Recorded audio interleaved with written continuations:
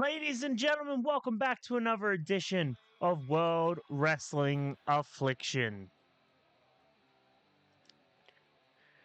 And here he is, ladies and gentlemen, kicking off our second episode, the World Heavyweight Champion, Trav. Now, this man coming out to the ring to have a bit of a chat. He's not medically cleared until our first PLE next weekend. But he has a few choice words to say. I mean, after brutally beating Castro in that 3 stages of hell match at Wrestle Empire, I'm sure he's definitely got some words there, repping the new World Championship. But let's hear what he has to say.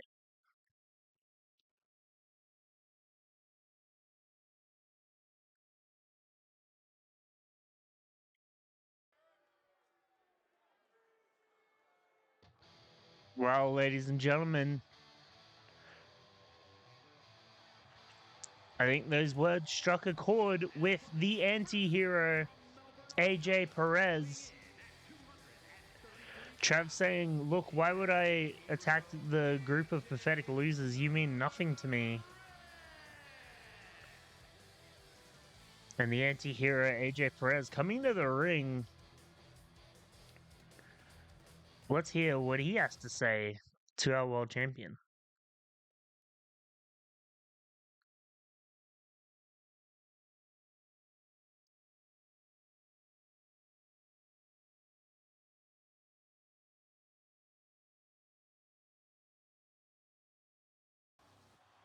Wow, AJ Perez just announced that he's entering the Warrior Path Championship. But wait, who's this coming out? Wait, that isn't who I think it is it?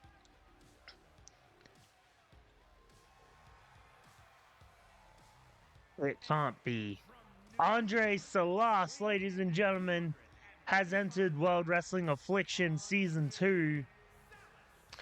The former World Wrestling Affliction Intercontinental Champion is in the arena.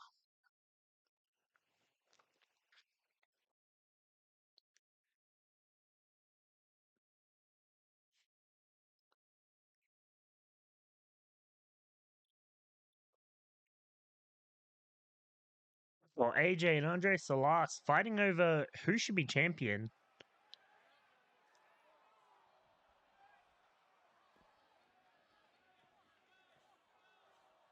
Wait, Travis grabbing a chair. He's entering the ring. Oh, just attacked AJ Perez and then taking out his former faction member in Andre Salas too. Taking down AJ Perez again with that kick. And he's taunting AJ Perez now. Turning his sights on Andre Salas once again. And just taking out Perez there with that running knee. Travis is just on a roll here, proving why he's the world champion. AJ Perez claiming that he was the one that attacked the next gen members. Trav saying, you meant nothing to me, why would I attack them? So AJ Perez announced that he's joined the Warrior Path tournament to earn a shot at Trav. And then Andre Salas out of nowhere returning to make claim that he should be getting a shot at Trav. But ladies and gentlemen, here we are. We see the bracket up on the screen for this pool of the Warrior Path tournament. As I was just talking, AJ Perez entering himself in. But we saw this man in the main event of week 1 going toe-to-toe with Jeremiah Stone. Unfortunately, not getting the victory but definitely earned the respect of the fans going toe to toe with someone like Jeremiah Stone. But will he have a tough opponent here? We will find out.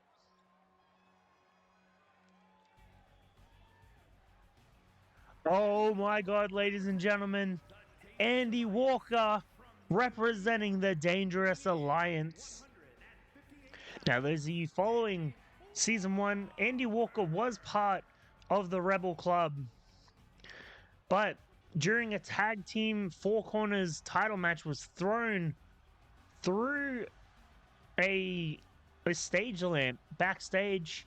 That's why he got cut up, everything. He was ridden off for most of the season, came back at Wrestle Empire to team with his tag team brother who had been feuding with Ramon and Pollux ever since Pollux was the one who threw Andy Walker through the thing. So Andy Walker had joined his brother Tyson Walker and Tyson Walker's best friend Bishop to join in the Dangerous Alliance. And from what I've been told, TK Landon was totally fine with it, you know. He was more than happy. TK Landon and Tyson Walker obviously having a long history with each other, being friends, being rivals. You know, he totally respected Andy Walker wanting to be with his brother. But right now, Andy Walker's focus is this Warrior Path tournament. And to do it, he's got to get through one tough competitor in the 5-star stud, Ryan Van Sice.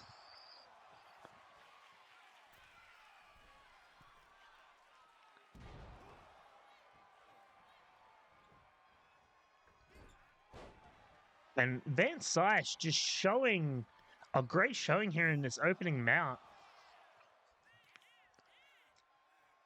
He's coming in here with a point to prove. I mean, he lost to Jeremiah Stone last week. Jeremiah Stone now 2 points ahead in this pool. So Van Sice really needs to win this match to tie up with Jeremiah Stone and keep his opportunities to stay in this tournament.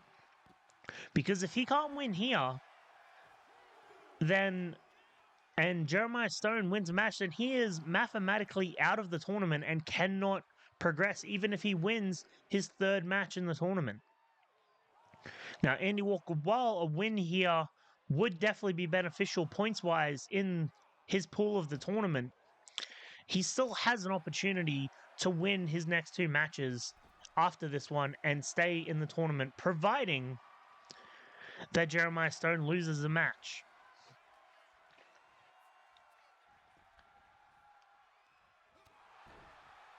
But I mean, Jeremiah Stone could basically beat both Julius Gray and Andy Walker in the pool and just eliminate everyone points-wise. And that's the whole brilliance of the point system here in this pool for this tournament. Anything could happen, you know, someone could lose their first match and then the person who beat them could lose the next 2 and they could win the next 2 and completely eliminate them from the tournament via the point system. But as you saw, the point ladder shown as Ryan Van Sice was entering his match. Currently, it is Jeremiah Stone with 2 points. Everyone else was 0. Though we've only had 1 match in this pool, Andy Walker with the cover, only a 2 count. So whoever wins this match will go on to join Jeremiah Stone in the 2-point club. However, Jeremiah Stone will be facing Julius Gray later on tonight. So if Jeremiah Stone wins that match, he will be ahead with 4 points in the thing. Or Julius Gray could beat Jeremiah Stone and tie it up. 2 points, 2 points, 2 points, and then someone would be at 0 points. Will it be Ryan Van Sice? Will it be Andy Walker? We find out here in this opening bout. And oh, what a move there from Ryan Van Sice.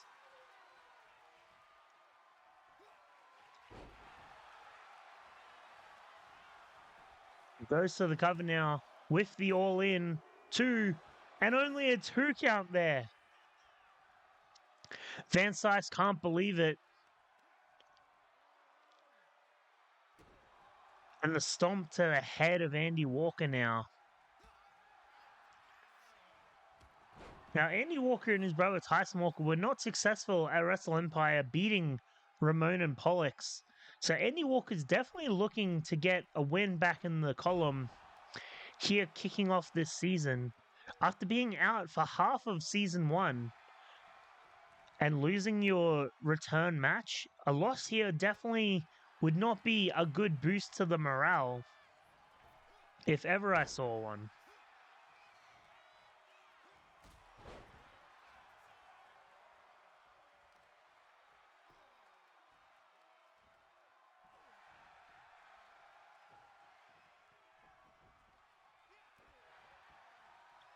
But Ryan Van Cise definitely just taking this match so far. Goes to the cover.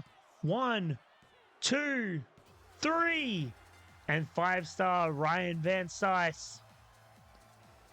The 5-star stud wins 2 points in his pool, tying with Jeremiah Stone. Now, the real question is later on tonight, will Julius Gray beat Jeremiah Stone and tie all 3 of them up? 2 points, 2 points, 2 points. Or will Jeremiah Stone win his match and move further away from the 5-star stud, being 4 points to 2 points in the pool?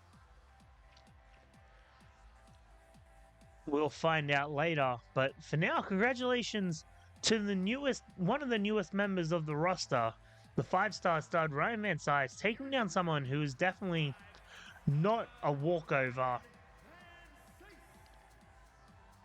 in Andy Walker. I mean, he has a long history here in this company. Not just the World Wrestling Affliction, but TKWF and Alpha Omega as well. But for now, oh my god, ladies and gentlemen, it's Mr. Peter Michaels. Now just going by Mr. Michaels. I'm getting tired of this guy. I mean, his whole faction has just been nothing but annoying. I mean, between the Los Luchadors and High Voltage just going at it, fighting and arguing. I mean, the Chick Crew on the female side, granted, are currently the women's tag champions after that amazing triple ladder match at Wrestle Empire. But let's hear what man has to say, I guess.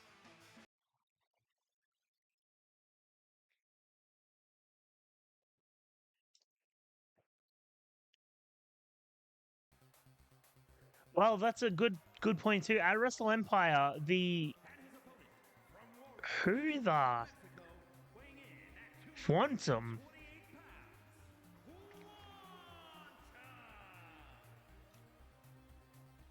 What? I'm huh? I'm confused, ladies and gentlemen. Who the hell is this Quantum? And what's he doing down at the ring to interrupt Mr. Michaels?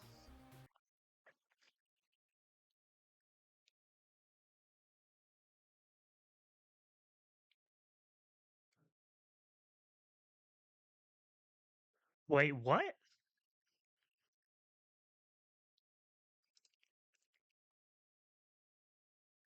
No way. Wait, what? Oh my god, ladies and gentlemen. So this Quantum was formerly El Hero de Vex. And he's saying he's not using his father's name anymore. He's starting his own legacy under a new mask. And announced that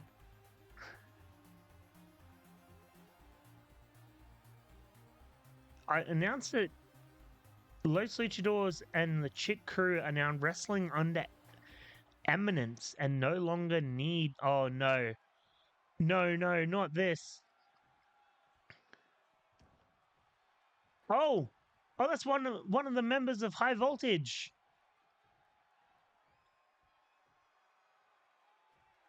I believe that's Ledesma. Just scaring El Hero de Vex out of the ring.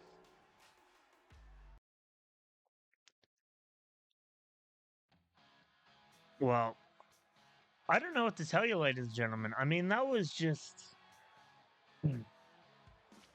chaos, to say the least. I mean,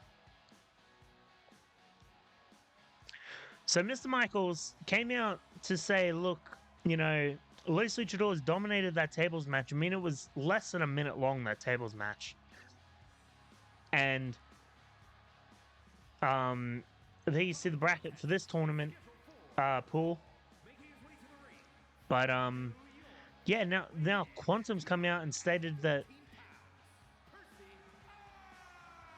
the Los Luchadors and Chick Crew are now called Eminence, and they no longer need Mr. Michaels' managerial skills. And Ledesma of High Voltage coming to save Mr. Michaels. This is just like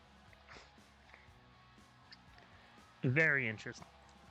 But for now, ladies and gentlemen, we focus on this man right here and his run in the tournament pool. Now, he has already had one victory so far in his pool, earning him 2 points. If he can win this match here tonight, he is officially 4 points in his pool. If he can go on to win his third match, then he's basically eliminated everyone from his bracket and moves immediately into the semifinals of this tournament. But to do that, he has to get through this man right here.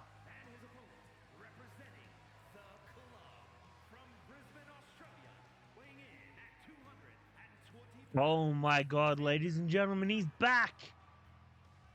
It is Xander Knight representing the Rebel Club. Now, Xander Knight, while a member of the Rebel Club in the history of TKWF, never officially made a televised appearance for them all. He joined the Rebel Club after TKWF was taken off television and was just doing the home show, like doing the home show run for a little bit. So we never actually got to see him in a televised match. This is technically his debut in a televised match for this, well, for World Wrestling Affliction, guaranteed, but even for the history of TKWF, he definitely is here to make a name for himself. Now, could he put Percy Irons down and earn himself 2 points here? Or will Percy Iron continue his dominant run that he's had so far? I mean, can you really call it a dominant run if he's only had one match? I'll leave that up to you guys, but for now, he has to get through Xander Knight first. And you got to think too, ladies and gentlemen, this is AJ Perez's pool. He was the one that just came out and announced that he was joining this tournament to try get a shot at Trav. He would definitely be keeping a close eye here on this match. Because, I mean, between Percy Iron already being the Senshi, he knows what the Senshi can do.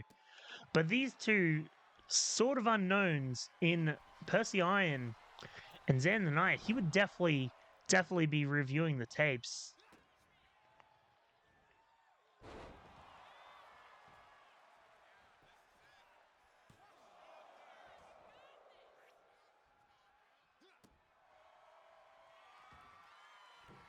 I'm watching these two very closely. Because for AJ Perez, even if Percy Iron wins this match here tonight, then AJ Perez has to do a perfect run by beating at least he definitely has to beat Percy Iron, or he's out of the group. But then he also has to beat a minimum of either the Senshi or Xander Knight to tie with Percy Iron for 4 points to 4 points, in which case we will have a tiebreaker match. But otherwise,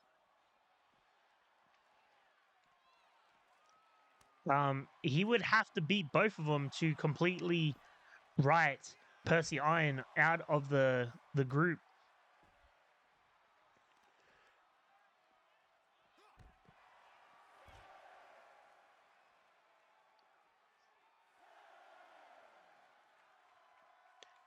We're already at a 7 count, ladies and gentlemen. We're at an 8. Both men are down. We're at a 9 count. These two have to get to the ring. A 10 count. No way. Well, ladies, we're just ending a tie, but for now, we go to Lauren.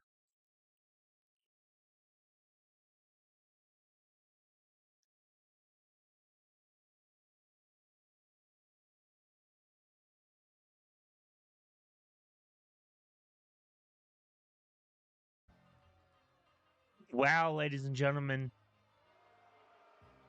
What a statement from Andre Salas. And here we see, ladies and gentlemen, the next pull due to Lance Radley and Jason North here being attacked last week. They are 1 point each. It was counted as a draw. Similar to what we just saw in that last match with the double counter turning into a draw. So it is officially now Percy Iron has 3 points and Xander Knight has 1 point in the pool. But Jason North looking to have his... Oh, no, not again. Well, that's Ramon, formerly known as Lufa Ramon, representing Dark Horse, who is Ramon and Pollux. We've seen this man attack Lance Radley last week. What the hell do these 3 men... I have no idea who they are, what they're doing here in the company.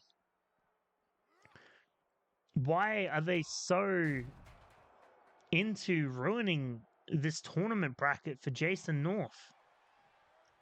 Or is Jason... Oh no, here we go again with the chair shots. The ref just helpless to stop this assault. Are they even targeting Jason North in this? Or is he just the catalyst for whatever they're going for?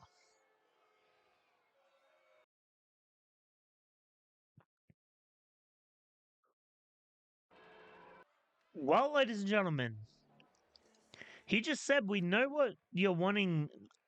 You know what we're wanting, the undesirable one. So, is he definitely targeting Jason North? I mean, Jason North, 1/3 of the undesirables. And considering they've attacked him 2 nights in a row,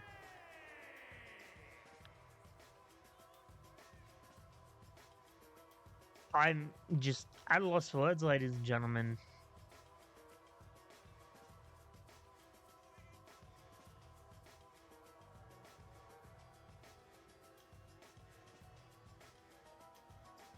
So now, ladies and gentlemen, we have the main event of the evening for you.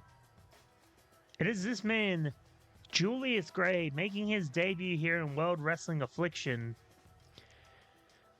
taking on Jeremiah Stone.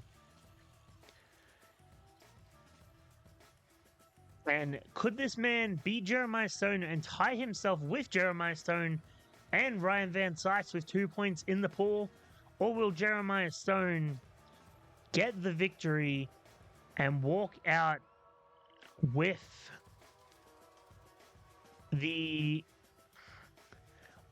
4 points in his pool? We find out right now here in this main event.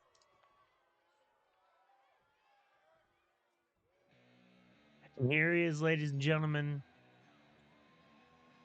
representing the Kings of Violence, none other than Jeremiah Stone himself. From New York, weighing in at 228 pounds, Jeremiah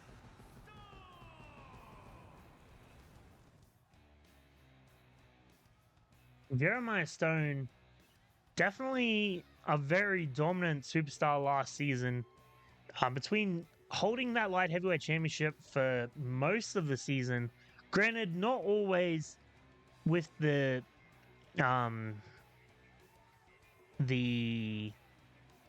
most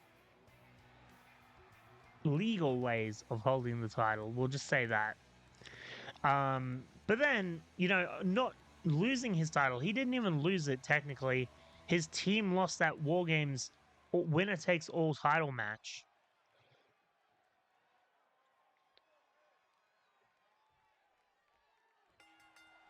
But then, after being kicked from Parabellum, he returned to win that Intercontinental Championship. Lost it, unfortunately, in the Legacy Elimination Chamber match, and then was not medically cleared to wrestle Empire, so could not re-challenge for that title.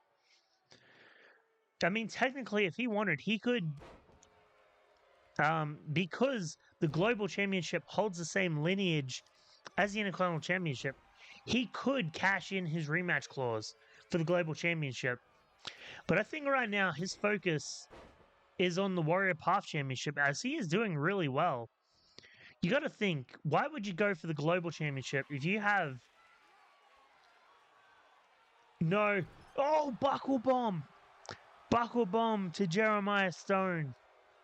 Julius Gray just talking down, taunting Jeremiah Stone here. Jeremiah Stone getting fired up.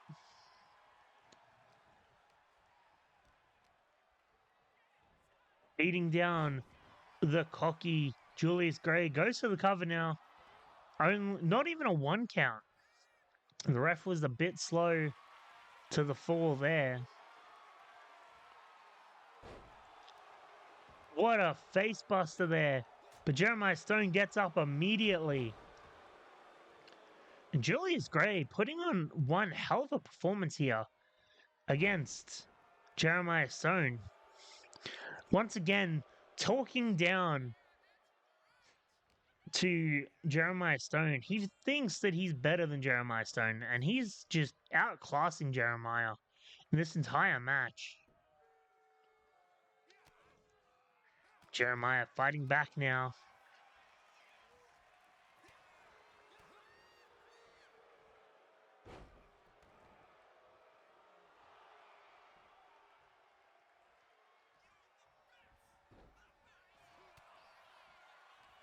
Jeremiah Stone taking the advantage of Julius Gray missing that diving forearm. Big scoop slam. And now Jeremiah doing his own taunting. Julius back to his feet. Stone cutter. Stone cutter off the top rope.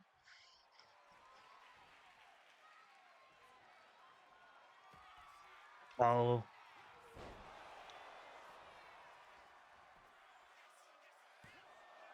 And the Rolling Stone goes to the cover and a 3. Jeremiah Stone earns himself another 2 points in his bracket, which means Van Cise has to win his match against Julian Gray to even tie with Jeremiah Stone. But Jeremiah Stone could also beat the last member in his pool to completely write Van Cise out. But for now, ladies and gentlemen, we'll see you next week.